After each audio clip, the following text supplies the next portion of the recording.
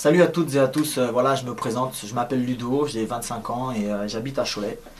Voilà, donc ce qui me pousse à venir devant vous aujourd'hui, c'est que j'ai quelque chose à vous partager et j'ai un petit témoignage à vous faire, enfin, on va même dire un grand témoignage en fait. J'aimerais vous partager un peu ma vie, mon vécu et ce que j'ai traversé et ensuite là où j'en suis aujourd'hui. Donc voilà, donc je vais essayer de faire rapide pour pas trop rentrer dans les détails, mais je vais quand même essayer de développer pour que vous puissiez avoir tous les éléments nécessaires pour comprendre un petit peu là où j'en suis. Donc voilà, je suis né à Bayonne, dans une ville dans le département 64. Et à l'âge de mes 7 ans, mes parents ont divorcé. Et donc par la suite, voilà, ma mère a refait sa vie avec un homme qu'elle a rencontré au Portugal en vacances. Donc oui, je suis d'origine portugaise aussi, même si ça se voit pas trop, j'ai plus l'air d'un Marocain. Donc voilà, mais salam à tous les Marocains. Et donc voilà, suite à cela, ma mère a donc refait sa vie avec cet homme. Et cet homme qui habitait justement dans les Deux-Sèvres, dans le département 79, à Cerizay. Donc par la suite, avec mes sœurs, on a été obligés de suivre ma mère, vu qu'on était très jeunes. Suite à cela, à l'âge de mes 17 ans, je suis parti habiter à Toulouse dans le 31.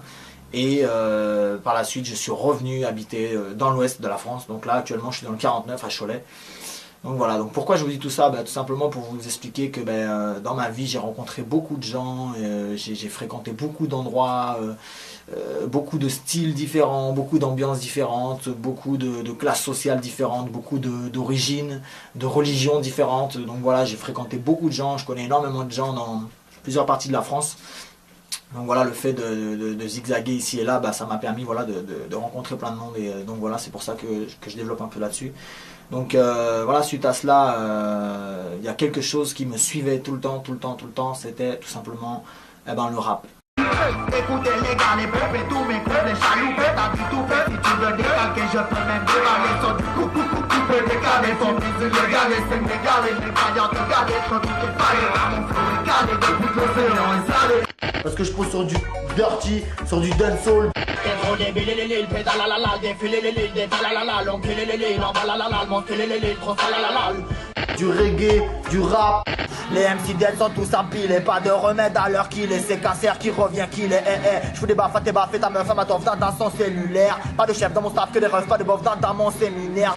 Cherche du lourd, c'est what, la technique, c'est what, du frais, c'est what, et ta maîtrise, c'est what.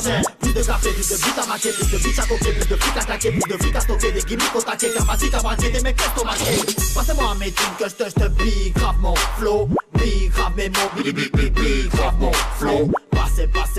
Passez-moi les biftons.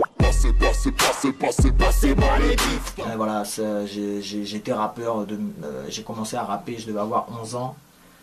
Et donc j'ai arrêté le rap à mes 22 ans, aujourd'hui j'en ai 25. Donc voilà, j'étais toujours dans le rap. Et j'ai commencé, voilà, on a commencé, au début c'était très naïf, il n'y avait pas vraiment de projet, il n'y avait pas vraiment de choses concrètes. Donc on a monté avec mes amis un collectif qui s'appelait le Trésor Crew. Donc il y avait à peu près une trentaine de membres dans ce collectif-là. Et dans ce collectif-là, il y avait un groupe de rap qui s'appelait Face Cachée. Et c'est dans ce groupe de rap-là dont je faisais partie en fait. Mais par la suite, ça s'est vite développé et c'est vite devenu ma drogue, c'est vite devenu mon passe-temps, ma passion, tout, je misais tout par le rap et je passais tout par le rap. Et c'était vraiment ma vie, rapper, tout ça, c'était vraiment ma vie. Mais qui a dit qu'il me connaissait, laquelle a dit que j'ai caressé, qui a dit qu'il m'a rabaissé, que le cas s'est affaissé, qui s'est l'embarrassé, qui est plus pressé d'encaisser la fessée, les conséquences sont ramassées, car le compte de se ramasser, c'est qui m'a vu penser, les temps sont cassés, j'ai les sourcils froncés, connais mon passé, paquet des caves avec mes ongles, pendant que tu bouffais les ongles, je suis pété dans les angles avec vos préjugés, je jongle. Ding dang dong, je zen comme le yin yang, massif comme le King Kong, ça claque comme au ping pong. Ding dang dong, you see, moi je sing song aussi, je kiffe les string dong, si je suis le king. Oui, je veux voir tous les gars et les gars, les petits et les hauts, les maigris et les gros, les guides et les gros, la faut guider le show, j'ai quitté les feux, je vais quitter les feux. Je veux voir des dégâts et des beaux, les gars dans les choses, tu regardes dans les projets, dans les gros, t'es prenant dans des projets, les pas des beaux, tu regardes des beaux. La théorie, la pratique, les catégories en panique.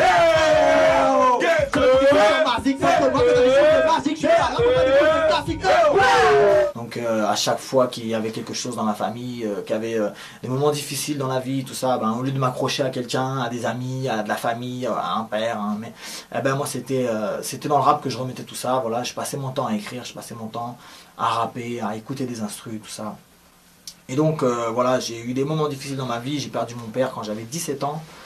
Et voilà, ça m'a beaucoup affecté tout ça, et ça a renforcé en fait aussi ce côté...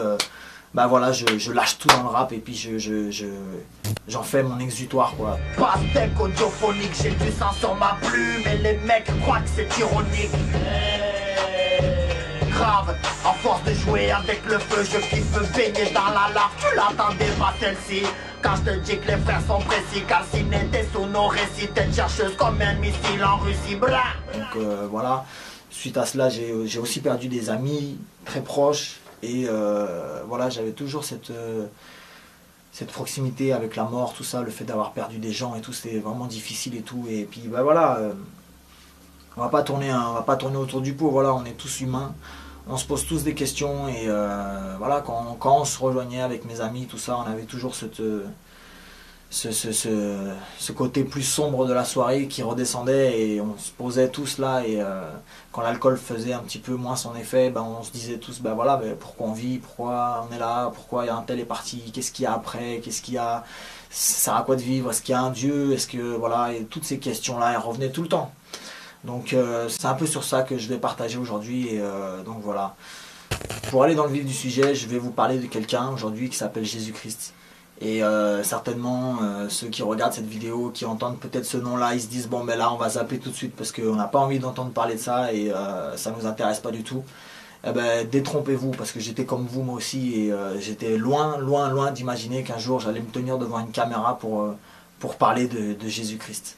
Donc voilà, je veux tout simplement vous expliquer, vous témoigner ce que moi j'ai vécu personnellement, et après je vous laisse avec votre conscience et avec votre cœur, et à vous de voir, parce que vous savez, la Bible dit que lorsqu'on entend la parole de Dieu, c'est comme quand on regarde dans un miroir en fait. Donc la parole de Dieu, c'est la vérité, et Jésus-Christ a dit lui-même dans Jean 14 verset 6 qu'il est le chemin, qu'il est la vérité et qu'il est la vie.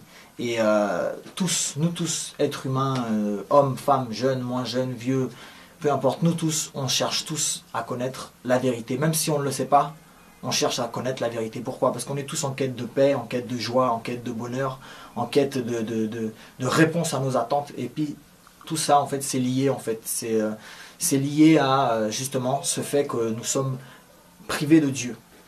Donc, pourquoi on est privé de Dieu? La Bible dit que ce sont nos péchés, ce sont nos transgressions qui mettent une barrière entre nous et Dieu, en fait. Et si on est dans le doute, dans l'incompréhension face aux épreuves de la vie, tout ça, c'est tout simplement parce qu'on n'est pas éclairé, et parce qu'on n'a pas accepté de suivre la vérité qui est Jésus-Christ. Donc voilà, nous tous qui sommes jeunes, on aime sortir, on aime dire qu'on n'a qu'une vie et qu'on en profite. On aime dire que oui, arrête de te poser des questions, prends-toi pas la tête là-dessus, on verra plus tard, ça c'est quand on sera vieux qu'on verra, tout ça. Et puis tout ça en fait, ça fait qu'on se ment à nous-mêmes en fait. Parce que si tu te poses des questions, c'est qu'il y a des raisons de se les poser. Déjà au vu de tout ce qu'on vit, de tout ce qu'on voit actuellement, tout ce qui se passe autour de nous, que ce soit sur le point de vue politique, que ce soit sur le point de vue géographique, que ce soit sur le point de vue humain aussi, parce que c'est vrai qu'il n'y a plus de moralité, hein. On voit clairement les jeunes, de plus en plus, les jeunes, ils se livrent à des pratiques terribles, voilà, de plus en plus tôt. Et on voit aux informations, de plus en plus tôt, ce sont des jeunes qui se poignardent, ce sont des jeunes qui violent, tout ça, c'est grave, c'est terrible ce qu'on est en train de vivre en ce moment, et tout ça, ça doit nous interpeller. On peut pas fermer les yeux et ne pas regarder ce qui se passe et se mentir à soi-même. On est obligé de se poser des questions. Donc moi personnellement, voilà, comme je vous ai expliqué, j'ai grandi dans le rap, et ma vie c'était le rap, et en aucun cas je comptais un jour arrêter le rap. On m'a toujours dit que c'était on m'a toujours dit que c'était cousin, tu sais très bien qu'on ira tête baissée vers la victoire, les poings fermés, sourcils français, pressant sur la mâchoire. Scal avec du sky, la vodka du bédo.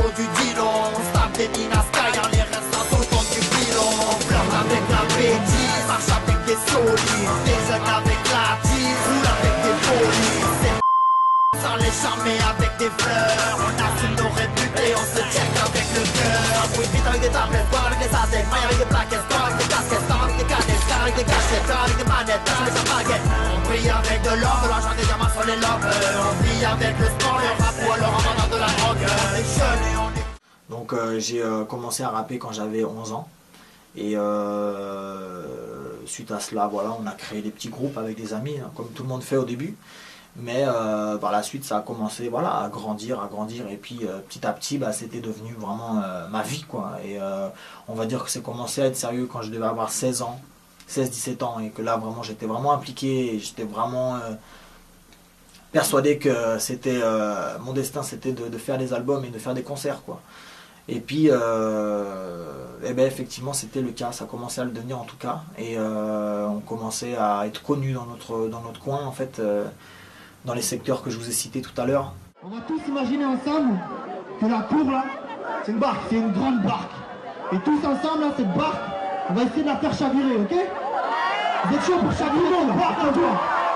Allez, on va voir si vous avez dans les jambes là. Faut pas blaguer avec nous, nous on est là pour tout le bordel, ok? Voilà tout ça. Vous connaissez, hein? Ok. C'est rapide. C'est... Vous êtes chaud, c'est pas qu'à qui fait son show. On peut voir les frères, les bras en l'air. C'est pas pour montrer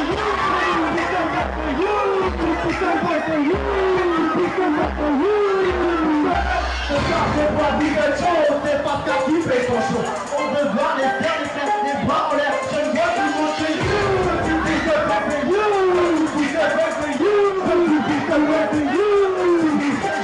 on veut voir les frères, les bras en l'air. Je vois tout le monde c'est you.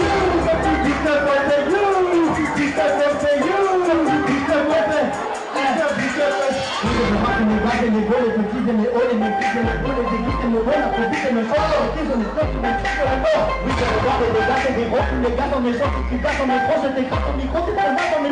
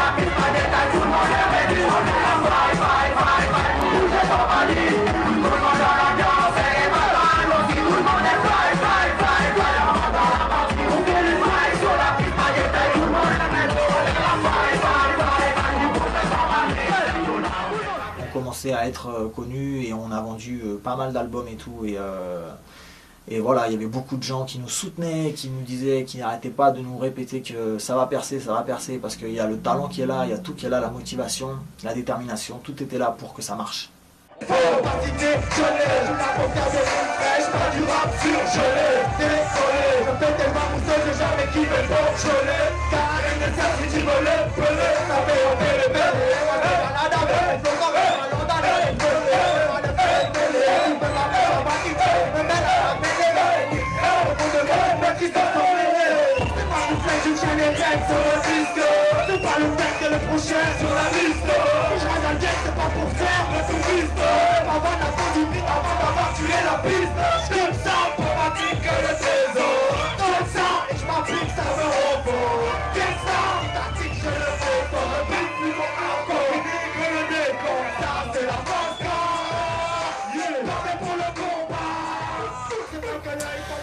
Et puis voilà, on en vient en fait,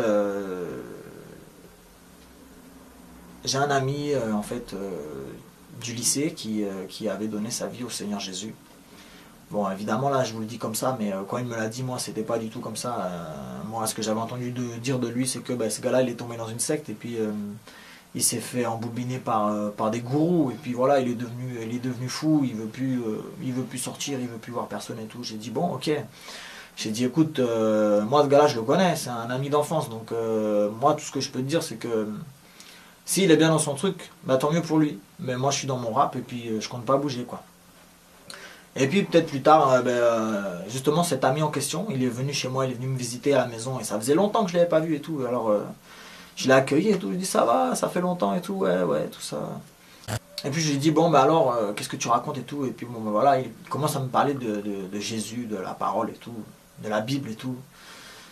Moi j'ai été choqué quoi, j'ai dit mais qu'est-ce qui t'arrive et tout, t'es devenu barjot vieux, qu'est-ce que tu racontes, pourquoi tu me parles de Jésus Et puis voilà, on commence à discuter quoi, je voulais pas fermer mes oreilles et dire bon il est fou quoi, c'est quand même mon ami donc je cherche à savoir qu'est-ce qui l'anime vraiment quoi, pourquoi il fait ça, pourquoi il a tout quitté, pourquoi il vient plus en boîte, pourquoi on le voit plus, pourquoi il boit plus. Et puis plus je parlais avec lui en fait, et plus je me rendais compte que tout ce qu'il disait, ça faisait que confirmer ce que moi j'avais dans le cœur en fait, mais que j'avais jamais dit à personne, dans le sens où voilà, il me disait que tu sais, Dieu c'est pas la religion, Dieu n'a rien à voir avec une religion, les religions ont été inventées par l'homme, et toutes les religions toutes les guerres sont à la base provoquées entre parenthèses par les religions, donc Dieu n'a rien à voir là-dedans, tout ça. Dieu est amour, Dieu existe, Dieu est esprit, voilà, il me disait plein de choses et tout, et j'ai dit, franchement, ouais, je suis d'accord avec toi et tout, moi je suis d'accord avec toi, moi je me retrouve dans aucune religion, et je n'ai pas de religion, même si, entre parenthèses, je suis d'une famille catholique, parce que je suis d'origine portugaise, mais j'ai jamais été faire une prière, je connais aucune prière catholique, et je vais pas à la messe, et je n'allume pas de bougies, de cierges, puis voilà, je fréquente pas non plus de mosquée, même si je connais beaucoup de musulmans, et je me retrouve pas dans cette religion, pas du tout, et je vois pas ce que Dieu a à voir là-dedans. Donc tout ce qu'il me disait, ça faisait que confirmer ce que je pensais en fait. Et puis voilà, et puis je commence à lui poser des questions, donc des questions un peu plus profondes, des questions existentielles, pourquoi il y a l'homme, d'où il vient, tout ça, et puis à chaque fois il me répondait quoi. Il me répondait, mais bibliquement parlant, et puis à chaque fois je disais, mais franchement vieux, t'as changé, je me souviens à l'école, tu trichais sur moi tellement t'étais nul, et là maintenant c'est toi qui m'enseignes des choses de la vie. Je dis mais même ton langage a changé, tout ça, comment ça se fait, qu'est-ce qui t'est arrivé et tout. Et il me dit qu'il a rencontré Jésus. J'ai dit mais arrête, t'as rencontré Jésus, mais comment ça tu l'as rencontré? Il me dit voilà, j'ai rencontré Jésus, Jésus existe et tout. Il me dit tu crois en Jésus? Je dis je sais pas, ouais peut-être, ouais, moi y a pas de problème, j'ai pas de problème avec Jésus. Il me dit, mais tu sais, Jésus est mort, mais il est aussi ressuscité. Donc s'il est ressuscité, tu peux le rencontrer toi aussi. J'ai dit, mais arrête vieux. Qu'est-ce que tu me racontes? Jésus, il est mort il y a 2000 ans. Tu peux pas rencontrer Jésus. Il me dit, mais si, puisqu'il est ressuscité, tout ça. J'ai dit, ok, bon, suite à cela, j'ai dit, ok, franchement, moi je suis content pour toi, t'as l'air d'aller bien. Mais franchement, moi je suis dans mon truc, tu vois bien, là je suis en train de sortir mes albums et tout. Je commence à avoir du monde qui soutiennent et qui sont convaincus que ça va percer. Donc on n'est pas prêt de lâcher le morceau, tu vois. Nous, notre but, c'est de vivre des concerts, d'avoir le plus de fans, entre parenthèses, possible, et voilà, de pouvoir vivre de ça. Donc j'ai dit, écoute, on se verra plus tard, merci pour tes conseils, et bon courage. Donc voilà, franchement, suite à ça, j'ai continué. Moi, ma vie, c'était, je faisais 6 mois d'intérim et 6 mois d'acédique. Et pendant ces 6 mois d'acédique, je bossais mes albums, je faisais que ça. Donc j'avais aucune attache à un monde professionnel. Au niveau de la famille, oui, j'avais toujours ma famille, mais c'était le rap qui me guidait. Si je devais bouger à cause du rap, je bougeais. D'ailleurs, j'étais souvent amené à aller à Toulouse, tout ça, faire des prises de voix en studio et tout, enfin bref. Et donc je continuais ma vie. Je savais que j'avais entendu quelque chose qui avait impacté mon cœur ce jour-là, mais c'était pas assez pour que je puisse prendre une réelle décision. Mais quand même, le changement de mon ami, ça m'avait quand même interpellé. Et donc, dans cette période, en plus, c'était une période où j'étais justement en train de faire des recherches, entre parenthèses, sur les Illuminati, tout ça, sur ce côté un peu caché du gouvernement, tout ça. Je savais très bien qu'on nous cachait des choses, et je sentais qu'on nous mentait, qu'on était, entre parenthèses, manipulés, je voyais bien qu'il y avait quelque chose qui tournait pas rond. Et puis suite à ça, je commençais à faire des recherches, tout ça, sur la franc-maçonnerie, les Illuminati, et le gouvernement mondial, tout ça, qu'est-ce qu'ils essaient de mettre en place, tout ça. Même si j'étais pas trop calé niveau politique, je savais bien qu'il se tramait quelque chose qui n'était pas très correct et tout, et qu'on nous mentait, qu'on était entre parenthèses des numéros, quoi. Je pense qu'on a tous un peu ce sentiment-là. C'est l'Europe qui l'a proposé. Le nouvel ordre mondial, c'est autour des propositions de l'Europe qu'il se construira. Et le doute grandira si les Français ont le sentiment qu'on leur cache quelque chose. On ira ensemble vers ce nouvel ordre mondial. Et personne, je dis bien, personne ne pourra s'y opposer. C'est un véritable New Deal à l'échelle planétaire qui est nécessaire. Un New Deal écologique et économique. Au nom de la France, j'appelle tous les États à se réunir pour fonder le nouvel ordre mondial du XXIe siècle sur cette idée forte que les biens communs de l'humanité doivent être placés sous la responsabilité de l'humanité tout entière. Donc quand il est venu et qu'il m'a dit que oui, il y avait un rapport avec la Bible, j'ai dit mais franchement je vois pas le rapport, ce qu'il y a avec Sarkozy et Jésus, je comprends, je vois pas le rapport.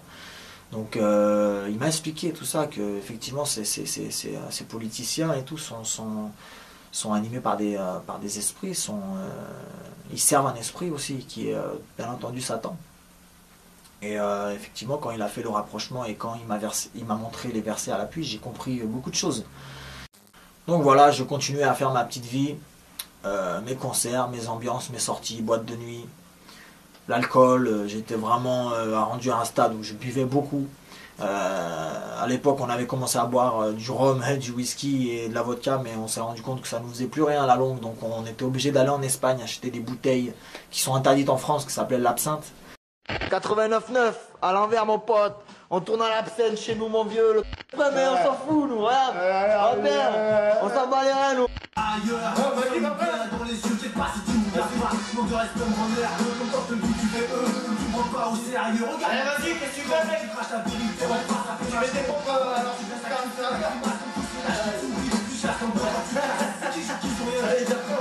Et on buvait ça, on buvait l'absinthe, des bouteilles qui faisaient 89,9 degrés, donc c'est comme si vous buvez de l'alcool à brûler quoi. Donc nous on buvait ça en soirée et tout. Je me suis jamais vraiment drogué, même si des fois on fumait un peu de cannabis, tout ça entre amis, mais c'était pas vraiment mon truc à moi, même si j'avais des amis qui étaient vraiment dedans. Moi c'était plus l'alcool et la fête, et toujours être actif, toujours être dans l'ambiance, tout ça.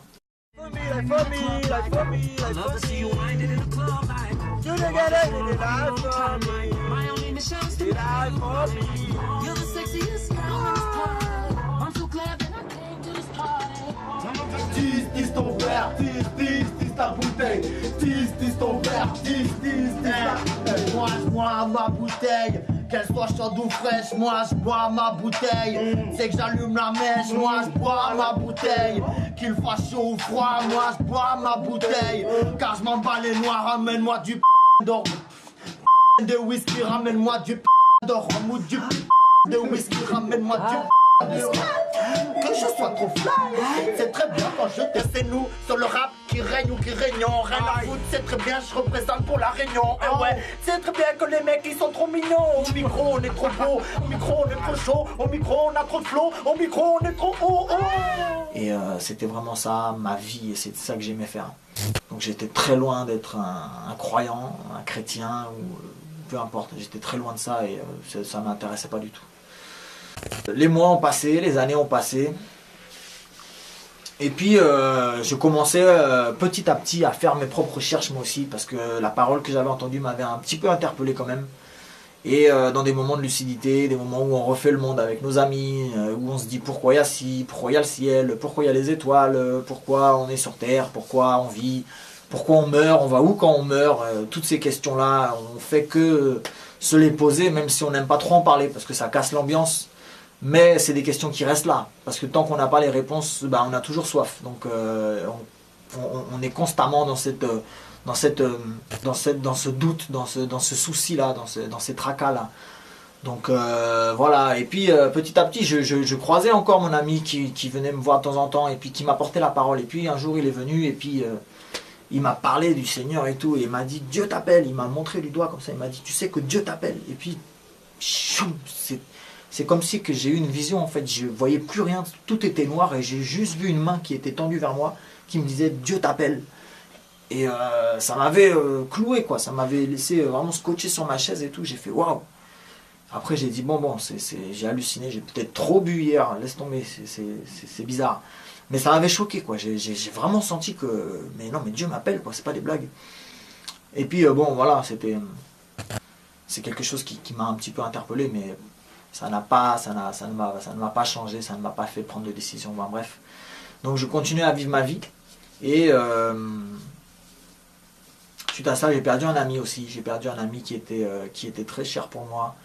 Et il avait 22 ans, je l'ai perdu dans un accident, il est parti dans un accident de voiture, en fait il est mort sur le coup, donc son décès ça nous a tous cloués et tout, et c'est vrai que ça fait que ressasser tous ces questionnements et voilà, toute cette souffrance là, tous ces questions, et ça ressasse, et puis bon allez on oublie, mais j'avais toujours mon rap, voilà, pour me réconforter. Et d'ailleurs je faisais, dès que je perdais quelqu'un ou qu'il y avait quelque chose qui allait pas dans ma vie, bah, je écrivais un morceau comme ça, ça me relâchait ça.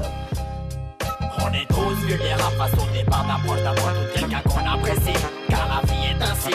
Hey, on est tout fait, on a mal, on laisse la douleur s'installer juste ici, à un endroit précis. Hey, on a tous été frappés par la tristesse, on dit que ça nous endurcit. Moi j'ai mal, c'est tout ce que je sais. Ce sera plus comme avant, ce sera plus comme avant. Ce sera jamais pareil, ça j'en suis sûr. J'ai trop pleuré ma rage et ma tristesse à genoux devant un mur. J'en ai marre de faire semblant d'aller bien. Trop j'ai serré les poings, camoufler ma peine pour ne pas vous faire de chagrin. On m'a demandé d'être fort et de garder la tête haute. Si elle souci, y aura la famille et les potes. Mais parfois je vous avoue, je préfère la solitude. Je noie tous mes problèmes avec une bouteille et une plume. Je me sens seul mais je pousse comme un bouquet de fleurs sur un tas de terre. Je pense à mes futurs gosses qui me demanderont où est leur grand-père. Comment leur expliquer que mon papa est au ciel et que quand moi j'avais 17 piges on m'a coupé les ailes. Comment leur dire 3 ans après je perds un poteau et que j'ai la gorge nouée à chaque fois que je sors un album photo. Plus je grandis et plus c'est dur, plus je vieillis et plus je suis sûr qu'il n'existe aucune cicatrice pour soigner ce genre de blessure. Les rap façonnés par d'approche de quelqu'un qu'on apprécie, car la vie est ainsi. Hey, on est tout fait, on a mal, on laisse la douleur s'installer juste ici, à un endroit précis. Hey, on a tous été frappés par la tristesse, on dit que ça nous endurcit. Moi j'ai mal, c'est tout ce que je sais. Et puis les gens qui écoutaient, ça les consolait aussi, et puis ils m'encourageaient, ils me disaient merci pour ce morceau, franchement ça nous fait du bien, continue et tout. Donc moi ça me faisait que m'encourager à continuer. Et puis une petite parenthèse, je me souviens quand je devais avoir 17 ans, j'ai qui m'a invité à aller voir une femme qui soi-disant parlait aux morts et tout. Et j'ai dit ben ouais ok, moi je veux venir et tout, je veux parler à mon père moi aussi qui est décédé et tout. Donc je suis parti avec on est parti voir cette femme. Alors elle nous a dit ouais, voilà, elle nous a demandé une photo, tout ça, et puis tout d'un coup elle me dit ah ben voilà, je sens qu'il est là dans la pièce et tout, qu'est-ce que tu veux lui dire et tout. Moi je dis ben, je sais pas, s'il va bien, oui bon voilà il va bien. Alors il me dit de te dire qu'il faut que tu continues la musique et que ça va marcher ton rap et tout, il est fier de toi, là-haut il te voit et tout, machin. Waouh, j'ai dit punaise, mais comment elle sait tout ça comment elle fait pour savoir que moi je fais du rap je lui avais rien dit du tout, personne ne l'avait averti de quoi que ce soit, comment elle sait ça. Elle m'a interpellé, j'ai dit punaise, mais mon père est vraiment là en fait, il est vraiment en esprit quelque part et tout. J'ai dit bah le monde spirituel existe alors. Et ça m'avait choqué, ça m'avait interpellé, et voilà, mais suite à cela j'ai découvert que bah non, je ne parlais pas à mon père finalement, c'était bien des démons qu'elle parlait cette femme là, puisque c'est des pratiques qui sont interdites dans la Bible. Ce genre de pratique là, le fait de parler aux morts, de prédire l'avenir, etc., comme font les voyants, les tireuses de cartes, ou toutes sortes de voyances, toutes sortes de pratiques occultes. Tout ça c'est des pratiques qui sont défendues dans la Bible et que Dieu n'approuve pas du tout et qui sont en abomination devant lui. Donc par la suite j'ai compris par la parole que c'était pas mon père qui m'encourageait à continuer la musique, c'était des démons tout simplement, pour que je puisse justement continuer à vivre dans le dérèglement, dans le péché et être privé de Dieu. Donc voilà.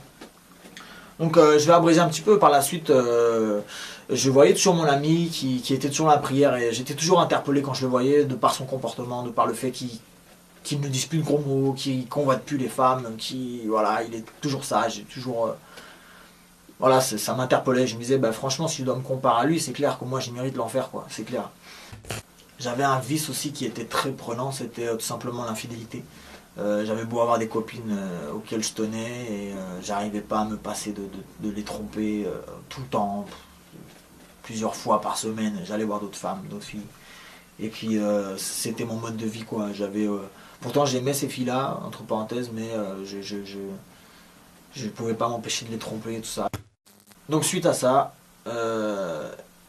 j'étais amené à quand même me pencher un petit peu sur ma vie et faire un peu le point et le bilan et à me poser des questions et les bonnes questions.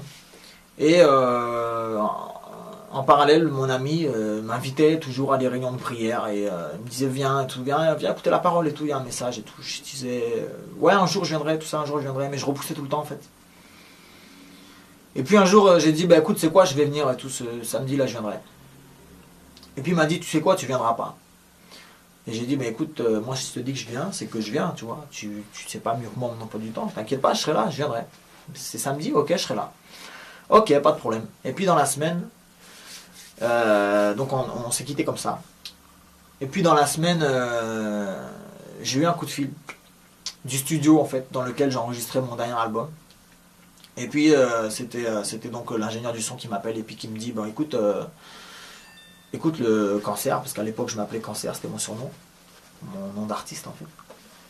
Et puis il me dit écoute Cancer, voilà j'ai un petit problème dans mon planning et tout, donc si tu veux qu'on travaille sur ton album, il va falloir que tu viennes ce samedi là, sinon je pourrais pas te prendre avant 1 mois et demi tout ça, donc il faut absolument que tu viennes ce samedi là, c'est le seul créneau que j'ai à te proposer et tout. Donc moi j'ai dit écoute, il n'y a pas de problème, je viendrai samedi et tout.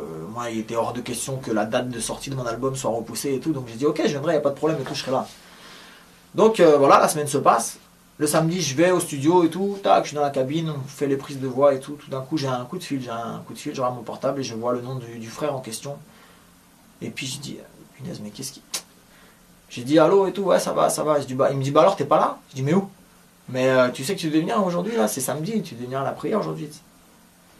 Ah, puis là, j'ai fait, waouh, purée et tout, c'est chaud, j'ai pas été en fait, il avait raison, quoi. Quand il me disait que ouais, tu vas voir que le diable il va t'avoir et tout, tu viendras pas, ben il avait raison en fait. Je me rendais compte que il avait prophétisé que je serais pas là.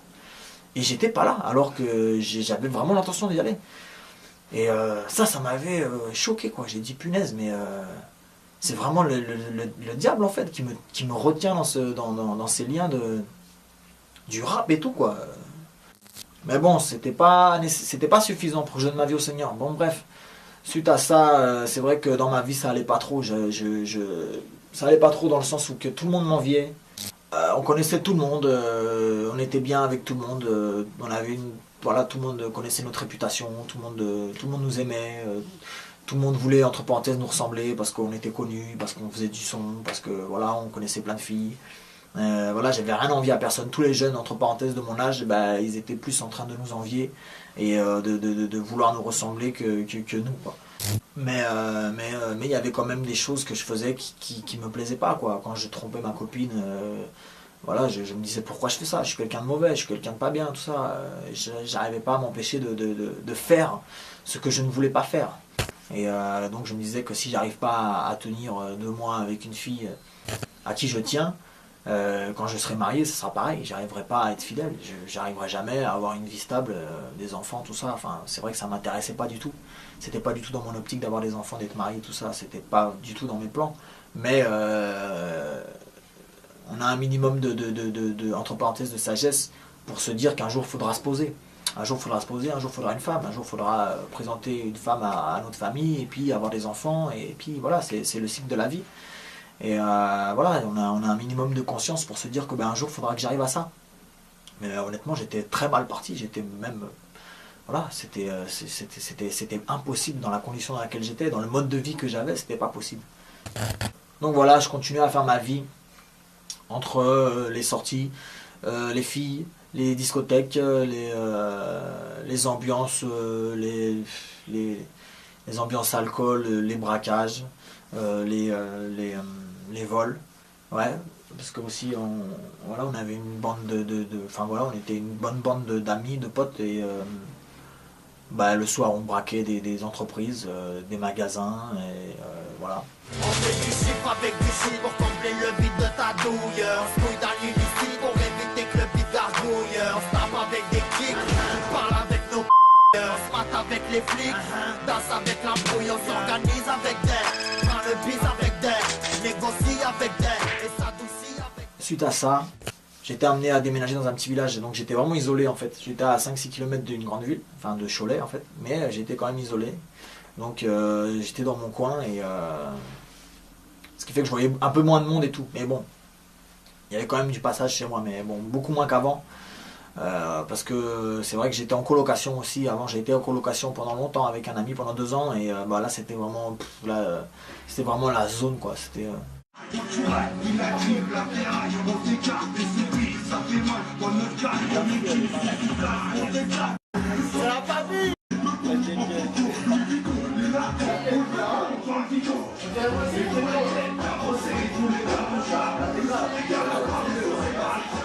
tous les jours, il y avait 10-15 personnes, c'était des pokers, c'était des caps, alcool, filles, cigarettes, drogue, il y avait tout. J'allais au travail, je revenais, c'était pareil, il y avait des gars qui dormaient là, partout, c'était la zone. Donc là, j'étais beaucoup plus isolé, je voyais beaucoup moins de gens. Et c'était dans les plans du Seigneur en fait. Et voilà, donc suite à ça, justement, mon ami là, qui était déjà dans le Seigneur, lui, il venait me visiter plus souvent parce que j'habitais plus près de chez lui en fait. Donc voilà, il m'apportait la parole et tout. Et puis voilà, à chaque fois qu'il venait, je disais, oh là là là là, il m'a cassé mon ambiance, il est venu me casser mon ambiance.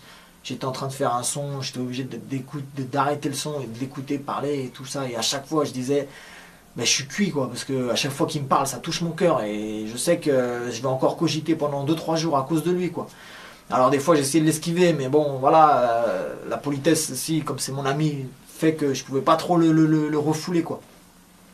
Donc j'écoutais ce qu'il me disait et franchement ça touchait mon cœur, je disais punaise, mais en fait Dieu existe, c'est pas possible et tout. Et puis voilà, j'en suis arrivé à un raisonnement où je disais, bah écoute, tu sais quoi, moi un jour je donnerai ma vie à Jésus. Mais franchement c'est pas maintenant. C'est au moins dans 10 ans, 15 ans. Quand j'aurai bien fait ma carrière, là je pourrais venir à Jésus quand j'aurai 35 ans, vers là-bas, là. Là ouais, là ça sera possible. Mais c'est pas maintenant vieux, donc franchement arrête de t'embêter avec moi. T'sais. Fais ta vie et tout avec Jésus, prie pour moi et tout, mais pour l'instant viens pas m'embêter quoi. Enfin, parce que là tu casses mes délires et mon album il avance pas. Donc j'étais rendu à ce raisonnement de dire, bon je viendrai à Christ un jour mais pas pour l'instant. Et puis voilà, les mois ont passé, tout ça, j'abrège, hein, parce que sinon ça serait très long. Et puis un jour, il m'a proposé de venir à une réunion de prière. J'ai dit ok, donc j'y suis allé. C'était une conférence, il y avait un frère qui prêchait, et voilà. Moi je suis arrivé là-bas, et voilà, hein, j'ai été là-bas comme j'étais d'habitude, hein, donc avec mes boucles d'oreilles, avec mes grosses chaînes en or, avec mes bagues, mon short baggy, et puis voilà, mes dégaines et mon paquet de cigarettes dans la poche, et voilà, et d'autres choses aussi, et voilà. Et j'arrive là-bas, je m'assois, et puis là, franchement, j'ai été cloué, quoi. J'écoutais les gens qui adoraient Dieu, qui louaient et tout, qui chantaient, qui parlaient à Dieu, qui priaient et tout. J'ai dit, mais punaise, mais ces gens, ils rigolent pas, quoi. Là, ils parlent à Dieu, vraiment, quoi. Moi, j'avais jamais entendu ça. J'avais jamais entendu quelqu'un adorer Dieu, chanter pour Jésus et tout. Je connaissais pas du tout ça. Et puis moi, là, ça m'avait, franchement, ça m'avait choqué dans le bon sens, quoi. J'ai dit, punaise, ils ont vraiment une relation avec ce Dieu-là, c'est pas possible et tout. Alors voilà, je tenais ma tête, quoi. J'écoutais les gens prier, chanter. Mais je vous dis, franchement, j'étais pas tranquille, quoi. Je dis, parce que moi, ce Dieu-là qu'ils sont en train d'adorer, moi, je l'adore pas, quoi. Je suis pas du tout dans une position où je pense que je lui suis agréable. Et puis voilà, je suis sorti de là et puis j'ai rallumé ma cigarette et j'ai dit franchement c'était bien et tout, franchement je reviendrai peut-être un jour et tout, mais voilà, il faut que je te laisse et tout, j'ai un barbecue. Allez, j'ai tracé. Et puis je suis parti voir mes potes, j'avais justement un barbecue ce jour-là et puis voilà, j'arrive avec mes potes et tout, tac, et puis on s'installe, on commence à boire et tout, et puis je me rends compte que j'écoute leur discours, j'écoute leur conversation, je me rends compte que en fait c'est toujours pareil quoi, on parle toujours de filles, toujours de baston, l'autre il a tiré sur lui, l'autre il a pris la voiture à l'autre, il est rentré dans le... Je disais mais voilà c'est toujours pareil en fait, j'apprends rien à être avec eux là, ça m'édifie pas, ça construit rien dans ma vie, ça me construit rien en fait. Donc j'étais en train de réfléchir, je me disais il y a même pas 1 heure, j'étais avec des chrétiens. Ils parlaient de Dieu, de la création, tout ça. Ils expliquaient plein de choses, j'apprenais plein de choses et tout. Et puis là, je me retrouve avec mes potes. Et puis c'est bidon, quoi. C'est comme d'habitude, c'est comme tous les jours. On va être sous, on va dire n'importe quoi, on va faire des bêtises. Et puis il ne sera rien passé de plus. Donc j'avais déjà ce sentiment où que j'étais en train d'être désintéressé de toutes les ambiances que j'aimais avant, en fait. Je commençais à me rendre compte que mais ce qu'on fait, c'est inutile, ça sert à rien. Ça sert à rien. Et puis voilà, suite à cela, ça a commencé à travailler mon cœur. Et puis je commençais à demander des messages, des DVD en fait, des messages en DVD aux frères en question. Je lui demandais s'ils pouvaient m'en passer, tout ça. Et puis voilà, je commençais à regarder ça chez moi maintenant, tout seul. Je commençais à regarder des prédications, essayer de comprendre, essayer d'écouter. Puis j'avais ma copine qui était là et tout ça, qui me dit mais c'est quoi que t'écoutes là? C'est bidon et tout. Vas-y, moi je descends, je vais regarder Desperate Housewives. Je dis vas-y, mais fais ton truc, moi je regarde ça m'intéresse. Donc tu vois, tout de suite là, les gens ils ont commencé à voir que mais t'es en train de changer, gars, fais attention parce que ton ami là, il t'a bourré le crâne et tout. Mais moi je disais mais non, il m'a pas bourré le crâne. Ce qu'il dit c'est des choses bien et tout. C'est à vous de prêter attention à ces choses-là au lieu de faire ceux qui savent tout et qui ont besoin de rien. Donc moi ça a commencé à m'interpeller. Et voilà, j'abrège les mois ont passé. Et puis un jour, je pourrais pas vous dire la date parce que j'ai pas de mémoire et j'ai pas retenu, mais le frère en question m'a proposé de venir à une réunion de prière. C'était dans une période où j'étais en train de faire n'importe quoi avec ma copine et tout, c'était n'importe quoi, c'était voilà, je la trompais à l'excès, c'était voilà, j'allais voir des filles qui étaient, enfin c'était voilà, je tournais pas bien. Mais j'allais bien, au point de vue des hommes, j'allais très bien et j'étais justement en train d'arriver à l'apogée de mon art, entre parenthèses, parce que mon rap il marchait à fond et il y avait des boîtes de nuit, on avait fait des clips dans des boîtes de nuit et tout. Fais le bordel dans le club, c'est le bordel dans la boîte, vas-y ramène toute ta bande, ce soir c'est ta night. Y'a des miss à gauche, y'a des miss à droite, tout le monde est highway et le son est fast. C'est le bordel dans le club, c'est le bordel dans la boîte. Les gens ça t'éclate. Y'a des gars qui dansent, y'a des gars qui se battent. Tout le monde est highway, l'ambiance est... Il y avait des boîtes de nuit qui nous contactaient pour faire des concerts et tout. Donc là, ça commençait vraiment à grimper. Mais dans mon cœur, je sentais que j'étais en train de me mentir à moi-même en fait. Donc j'ai dit ok, franchement, je vais venir à la réunion et tout. Je suis arrivé là-bas, j'ai écouté la prédication, tout ça. Et puis à un moment, il y a une sœur qui m'a demandé est-ce que tu aimerais qu'on prie pour toi? Et moi, j'ai dit... eh ben ouais, pourquoi pas et tout, il n'y a pas de souci, priez pour moi. Donc il y a un frère qui est venu, il m'a emmené à part dans une autre pièce, parce que la prédication continuait et tout. Et donc là il a prié pour moi. Et donc là, écoutez honnêtement, je ne sais pas ce qui s'est passé, on n'avait jamais prié pour moi, et j'avais jamais entendu quelqu'un prier pour quelqu'un d'autre. Mais tout ce que je peux vous dire, c'est que Dieu existe. C'est que Jésus-Christ existe véritablement. Et ce jour-là, il a posé les mains sur moi, il a prié. Et j'ai senti un feu qui a visité mon corps tout entier. Ça me brûlait les tripes, ça me brûlait le ventre, ça me brûlait. Et j'étais plié en deux, je criais, j'hurlais, je pleurais. Et ça me chauffait à l'intérieur et je criais, je m'en souviens. J'étais conscient de mon état, mais je ne pouvais pas me contenir en fait. Et je pleurais. Et là, écoute-moi mon frère, écoute-moi jeune homme, jeune fille qui me regarde. Ce que je te dis, c'est pas des vannes. J'ai rien à gagner à faire cette vidéo. J'ai rien à perdre non plus. Mais je veux juste te dire ce que j'ai vécu. Et suite à cela, prends conscience et pose-toi les bonnes questions. Donc voilà, j'ai été visité par le Seigneur et j'ai eu une vision. Le Seigneur m'a donné une vision. Alors, comment expliquer une vision? Je veux l'expliquer avec mes mots, je ne peux pas vous l'expliquer autrement. C'est comme si on mettait un écran entre ton cerveau et tes yeux. Donc c'est pas tes yeux qui voient, mais tu le vois clairement en fait. Tu le vois clairement. Et voilà, c'est pour vous expliquer avec mes mots à moi. Mais sinon, une vision, voilà, c'est en esprit en fait que ça se passe. Et donc j'ai eu une vision, j'ai vu un ciel. J'ai vu un ciel argenté, un ciel tout en argent. Et dans ce ciel, il s'est dessiné un visage. Je ne pourrais pas vous dire le visage, il était tel. voilà, telle oreille. C'était comme une silhouette, un genre de silhouette. Et dans ce ciel, il y a un visage qui s'est dessiné. Il m'a fait un grand sourire et il m'a dit, tu es mon enfant. Et suite à cela, j'ai vu un trône de feu.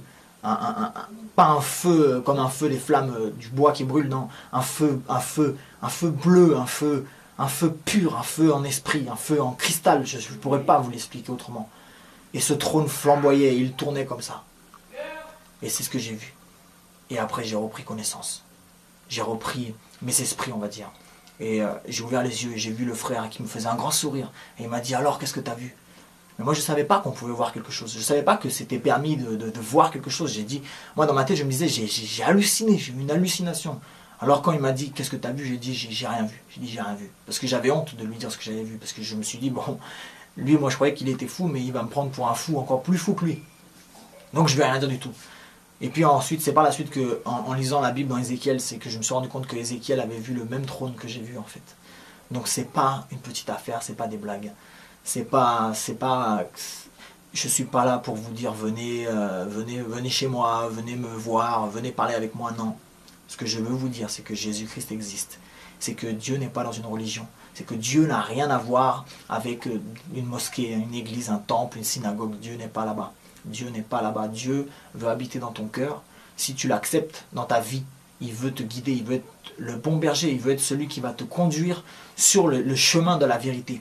Parce que mon frère, ma soeur, toi jeune qui m'écoute, peu importe, écoute bien, si tu tombes sur cette vidéo, si tu es tombé sur cette vidéo, dis-toi mon ami que c'est pas un hasard. C'est que Dieu veut t'interpeller, Dieu veut parler à ton cœur, Dieu veut te dire que tu es toi aussi son enfant. Il veut que tu rentres dans la bergerie. Parce que tu sais quoi, la Bible dit que ce qui arriva du temps de Noé arrivera pareillement le jour de l'avènement du Fils de l'homme. Ça veut dire quoi? Ce qui est arrivé dans les temps de Noé, si tu connais un peu l'histoire de Noé, c'était un homme, c'était un homme qui était intègre et Dieu lui a dit, tu vas construire une arche et tu vas y mettre tous les animaux qui existent dans cette arche-là et tu vas appeler les gens à rentrer dans cette arche parce que je vais faire tomber le déluge sur la terre.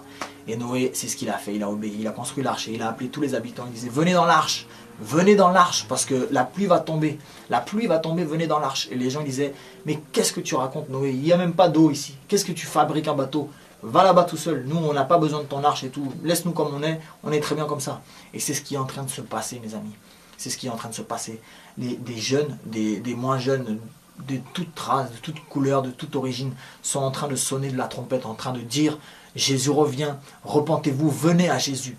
L'arche en question préfigurait Jésus-Christ en fait. Au lieu de dire venez dans l'arche, on est en train de dire venez à Jésus. Venez à Jésus parce que la fin des temps est proche. La fin des temps est proche. Et si tu regardes ce qui se passe en ce moment, si tu regardes tout ce que tu vois, regarde, il y a pas une semaine, il y a une comète qui a frappé la Russie. Une pluie de comètes, une pluie d'astéroïdes, mais on a vu ça où? C'est jamais arrivé encore. Et c'est écrit dans la parole que les étoiles tomberont du ciel. Tout ce qu'on voit, tout ce que tu vois, c'est écrit dans la Bible. Quand j'ai vu dans la Bible, dans Apocalypse 13-16, qu'il nous est parlé de la puce électronique qu'ils sont en train de mettre en place aux États-Unis, la puce RFID, fais tes recherches.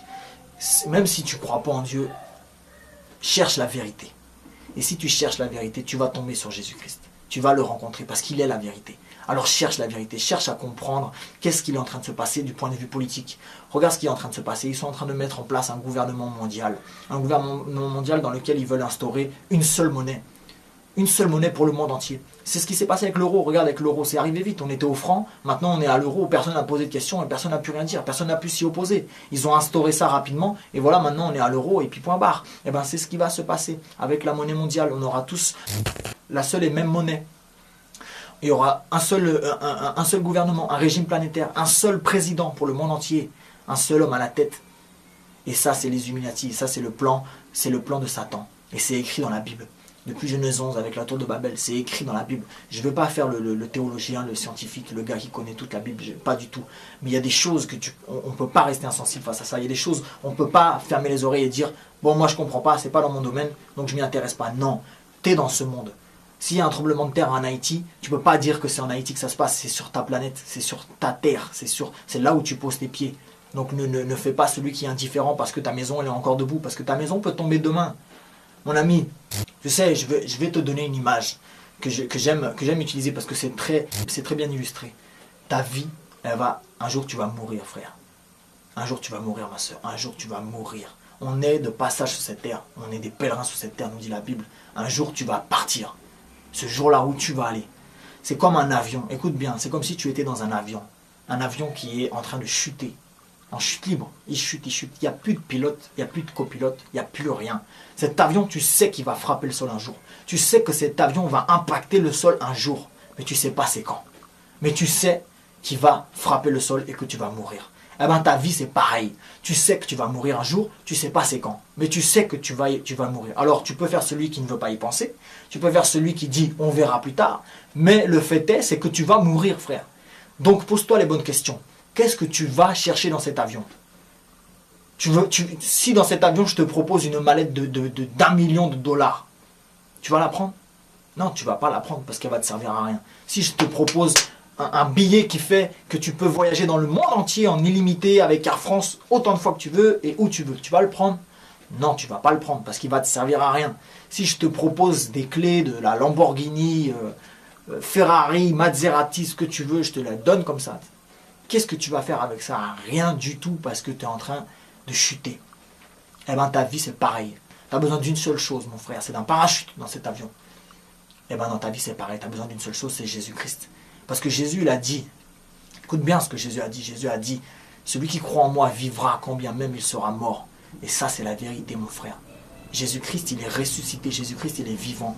Moi, je peux te le témoigner, je peux te le dire. Il est vrai, il existe, il est puissant. Et si tu l'invoques dans ta chambre, toi seul et lui, parle-lui. Alors dis-lui. Alors écoute, tu peux lui dire même, écoute, Jésus, on m'a dit que tu existais. Il y a un gars qui j'ai vu sur internet, il a dit que tu existais. Alors si tu existes, parle-moi. Parle-lui comme ça, mon frère, ma soeur, et tu verras qu'il va se révéler à toi.